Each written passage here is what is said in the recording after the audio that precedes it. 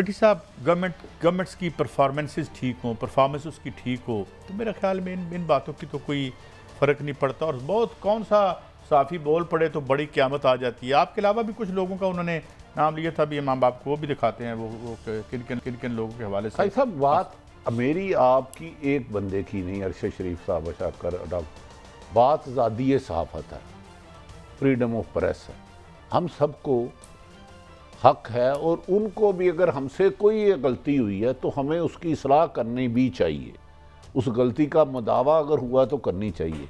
लेकिन जिस तरह औरतों बच्चों पर इन्होंने 25 मई को तशद्दुद किया और 2 दिन पहले इन्होंने जो बुरी बात की है मैं वो सुनवा देता हूँ आपको, जी सुनाएं क्या कहा।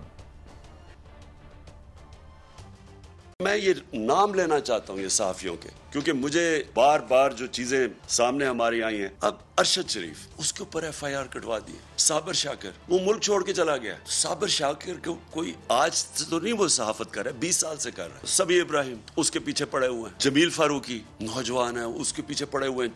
एक कोई बात कर दे, कॉल आ जाती है अननोन नंबर से कि ये नहीं करोगे तो हम ये कर देंगे, नहीं तो FIR आ जाएगी। अदनान आदिल, आरिफ हमीद भट्टी, मेरी बड़ी तनकीद करते हैं आरिफ हमीद, लेकिन आरिफ हमीद उसको धमकियां दी जा रही है कि तुम्हें अब ये कर देंगे। जी सब के जी नाम, जो भी नाम खान साहब ने लिए। देखिए खान साहब ने एक बंदे की बात छोड़ें, आज़ादी सहाफ़त है, क्या कभी सियासतदान उठता है तो सियासतदानों पे दहशतगर्द पर्चे करा रहा है।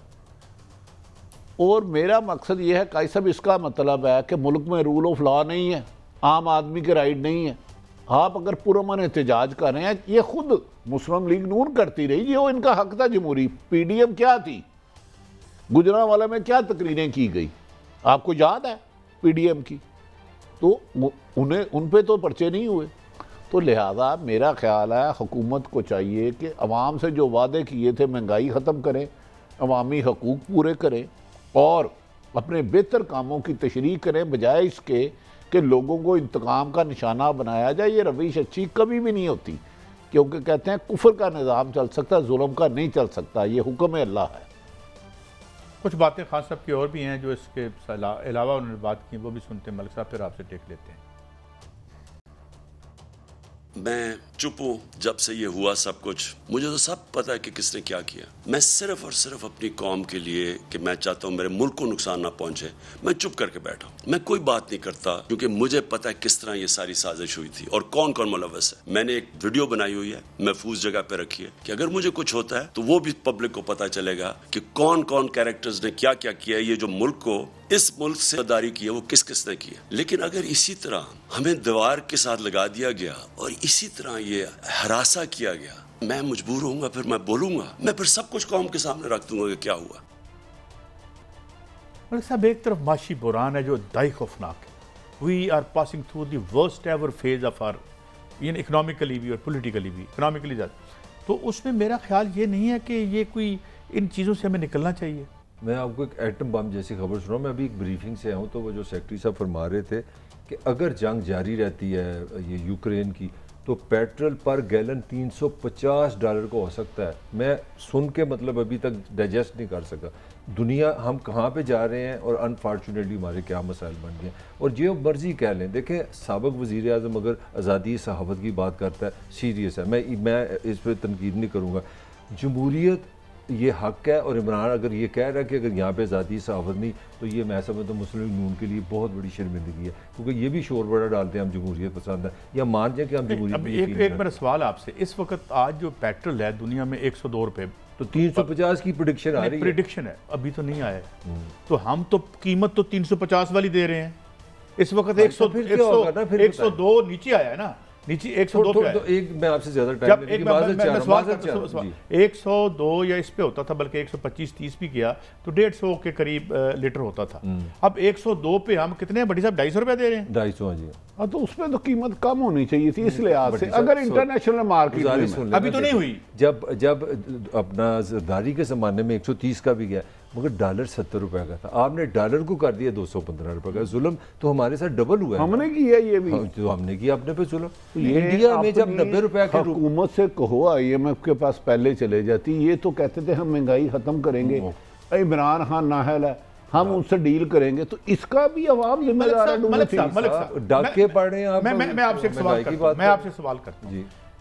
42 अरब डॉलर के इस वक्त फॉरेन एक्सचेंज रिजर्व हैं बांग्लादेश के, और 650 बिलियन डॉलर के इंडिया के।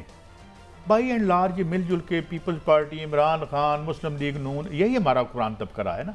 बीच में तो एक मार्शल लॉ के भी 5-7 साल डाल लें, क्योंकि इनके बाद ज़िया उल हक के बाद एक ही मार्शल लॉ लगा, इसके बाद तो ये सिविलियन रहे। तो यार ये किस किस्म के लोग थे कि 8 बिलियन डॉलर हमारे पास पड़े हुए हैं, जिसमें ज्यादातर जो है वो तो इसकी कीमत कैसे गिरी? सारा कर्जा, इसकी कीमत कैसे, क्यों हुआ ये? यार आप पाकिस्तान का पैसा बाहर ले गए, आपने मेरा खून निचोड़ा, अपने तुमने महल बना लिया, हमें लवारस कर दिया। आप दोनों, मतलब हम एक लेवल के तीनों जर्नलिस्ट बैठे हैं, कभी हमने सोचा था कि अफगानी पैसा हमसे 2 गुना बेहतर होगा? 89 रुपीस का, 89 अफगानी का। बड़ी साहब मैं एक फिक्रा, 90 का डॉलर है अफगानी में। काजी मैं एक फिक्रा से लोगों, मुझे याद है कि यह मजाक हुआ करता था, हमारे बड़े कहते थे कि यार आप करोड़पति होना है, अगर आप 100 रुपया ले जाओ तो बोरी में फानी मिलेंगे। मैं अपनी कानों से सुना, आज ही हालत है कि मैं 2 रुपया दूं तो मुझे 1 फानी मिलता है। ये हमने किया पाकिस्तान का। मैं बड़ी साहब आपसे एक सवाल करता हूँ, बड़ी देर से खामोश है कि एक तो खान साहब की भी बात हमने करनी है कि क्या उनके पास है जो ऐसा। वैसे जो खान साहब ने कहा ना, आप थोड़ा सा, उन्होंने कहा किस किस ने क्या क्या किया, मैं मुल्क को नुकसान नहीं पहुंचाना चाहता, मैं बताऊंगा। काजी साहब ये बात मेरा ख्याल है आप लाइट ले रहे हैं। उन्होंने इनफैक्ट मुल्क की हिफाजत का ओथ लिया, वो इसलिए नहीं बोल रहे।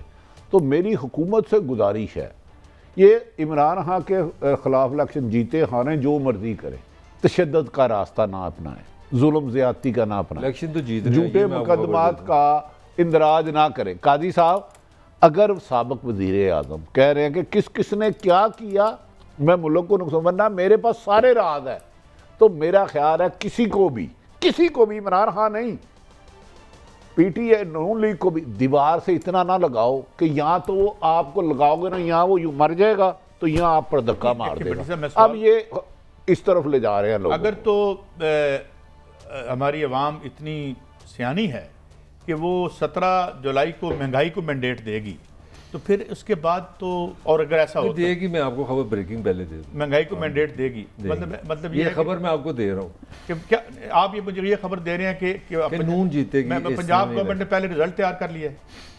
बस मैंने खबर की है, मैंने लॉजिकली दसो ना यार, सबको क्या इन्होंने तैयार कर लिया है? भट्टी साहब, यार भट्टी साहब खुल के धांधली करनी है इन्होंने। मैं नहीं की होया आपको, या आप कोई तोता फाल निकालते हैं, आप कोई नजूमी हैं साहब।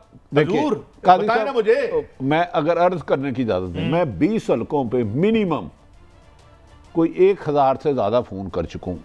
एक मुझे गैब का इल्म तो नहीं है कल किसने जीतना है। मैंने जितने भी गैर जानिबदार लोगों से पूछा है, 15 से ज्यादा सीटें पीटीआई ले जा रही हैं। अब मलक साहब कह रहे हैं नून लीग जीत रही है। मुझे नहीं समझ आती कि उस हल्के के लोगों का मैं फीडबैक दे रहा हूँ। एक तो होता है ना सिर्फ पीटीआई वाले को मैं फोन करूँ, वो कहेगा जी मैं बल्ले का हूँ, नून लीग वाले को मैं शेर का, वो कहेगा मैं शेर का हूँ।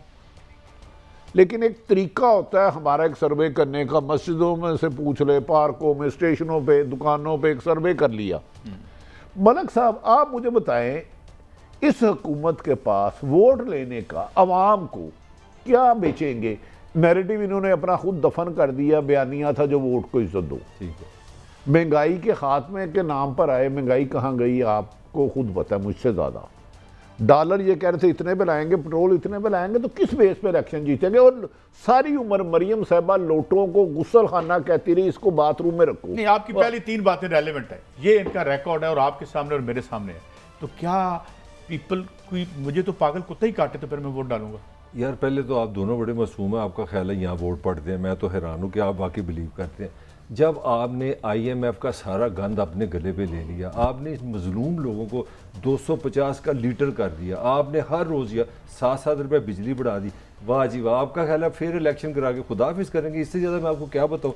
आपने ये गारंटी ली है IMF से कि जनाब 1 साल से हमें कोई नहीं छेड़ेगा, हम सारा गंद। अब इसका मतलब ये है, सुन ले मेरी बात, सुन लेना मुझे, अगर ये ज़िमनी इलेक्शन हार गए, अगर फेयर इलेक्शन हो गए, तो आपका सारा ख्वाब चकनाचूर हो जाएगा। अब अगर आपने कहा फेयर इलेक्शन में अगर हो गए तो मलिक साहब, हमारी यही ख्वाहिश है, हमारी जिंदगी में फेयर इलेक्शन हो, जीते जो मर्जी। आज खबर दे दी है यहाँ बैठकर कि 17 तारीख को इलेक्शन रिग हो रहा है।